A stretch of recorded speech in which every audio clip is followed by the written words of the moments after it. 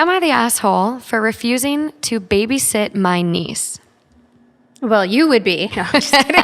I'm just kidding. So, long story short, I, 29 female, was engaged to my sister's now husband. A month before the wedding, I walked in on my sister, 33 female, Lily, and Mike, 33 male, having sex on my bed. No.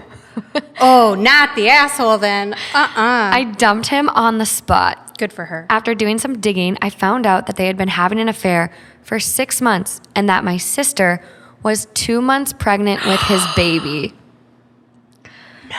Most of our family had cut out Lily, but after her daughter, Emily, was born, she was accepted back into the family. This is mostly because Emily was the first grandchild, first great-grandchild, and first niece. Well, and of course, not the baby's fault. Not the baby's fault. Ooh. Lily and Mike also got married not long after Emily, 6, was born. Even though Lily has been accepted back into the family, I don't speak to her or Mike or Emily. I want nothing to do with them. I know Emily is innocent in all this, but being around her and seeing her just reminds me of all the pain I felt when I found out about Lily and Mike. Our parents have tried to get me to forgive and forget, but I just can't. So now the issue. My parents usually babysit Emily for my sister when she works or when she runs errands. Lily loves to drop off Emily unannounced. Last week, she apparently had an emergency at work and came to drop off Emily, but our parents weren't home. They had gone out with some friends and would not be back until the next day. When I told her this, she begged and asked if I could just watch Emily since I wasn't working that day. I flat out told her no.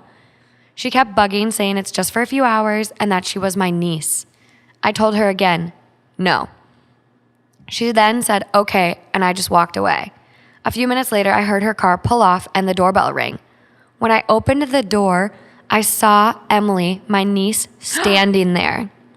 When I asked her about her mom, she said, Mommy said you will look after me. I brought her inside and called Lily and told her that if she didn't come back for her child, I would be calling the police and telling them that someone abandoned their child at my doorstep. Good for her. After some back and forth, she came back and picked Emily up. The next day, when my parents came home, they were furious at me for what I did. Oh, pish. They went off on how I should have already gotten over my hate for Lily and her family already and grow up, and about how I almost cost Lily her job. I tried telling them that I've gotten over it, but I simply don't want anything to do with Lily and her family. They kept going on and on until I just walked away. I've been getting calls and messages from Lily's friends, calling me an asshole and some other names. I spoke to my other sibling and some friends about this, and I have been getting conflicting opinions. Some say I was justified in how I reacted, while others say I acted like an asshole and could have just watched the kid for a few hours. I need some outsider's perspectives on all of this. Am I the asshole? No, absolutely not. No, and that's the overall vote. And as a mother, would you want to leave your kid with anybody who did not want to watch them? Come on. I mean, come on. She's clearly set a boundary. Yes. You fucked up. This is the bridge you burned and the problem you created. Yes. This is her boundary. Good for her for setting that boundary. Boundaries are hard to set. They're hard to stick to. So 100% not the asshole. Not at all. It was her sister? Her sister. Her sister. Her sister. Cheated. For 6 months. For 6 months. And then got pregnant. And they would, it's not like they called off the wedding. It was a month before the wedding that she walked in on them. What would have happened if she wouldn't have walked in? Yeah. She was already 2 months pregnant. Dang. What? How would this have played out if she wouldn't have walked in? Granted, they probably wanted her to walk in because it was in her bed. Oh. Sometimes though, I think at that point, people just get so confident, like Superman syndrome. No one's going to find out. Yeah, no one will know. Who's going to know? Who's going to know? Who's going to know? Yeah. So that's terrible. Absolutely I feel terrible. really bad for that little kid. I know. I feel really terrible for that kid. I know. And you know what? Her parents should not be telling her how to feel. They need to respect that. No, that's terrible. And okay, family. right? I think that you and Matt's family is a perfect, wonderful example of like, yeah, sometimes families are blood, but sometimes family is not blood, and it's family is who you choose, and it's A-okay if you have a toxic family member to be like, nope, this is my life. Yeah. And you're not welcome in it. Yeah, I completely agree. Overall vote was not the asshole.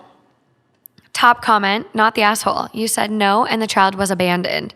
You even called to warn your sister to collect her child, which was more communication than you were provided. Someone else goes, no is a complete sentence.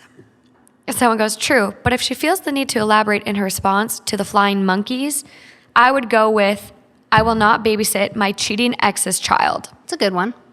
Yeah, and It's a good line. flying monkeys on like the narcissistic parents threads or like just no mother-in-law and people that are kind of like having these group of enablers behind them, they like to call them the flying monkeys. Oh, It's like kind of- Wizard of Oz kind of tribute a little bit? The enablers, yeah. Okay, yeah. Yeah, so All right. yeah, I think that's like the thing too. It's like, yeah, this is your sister and like your niece, but this was also the man you planned on spending your life with. And that's What the a direct, betrayal. Yeah, that's the direct, result product of that betrayal and affair. So I don't think I'd be babysitting. No. Wouldn't be me. No. Wouldn't be me.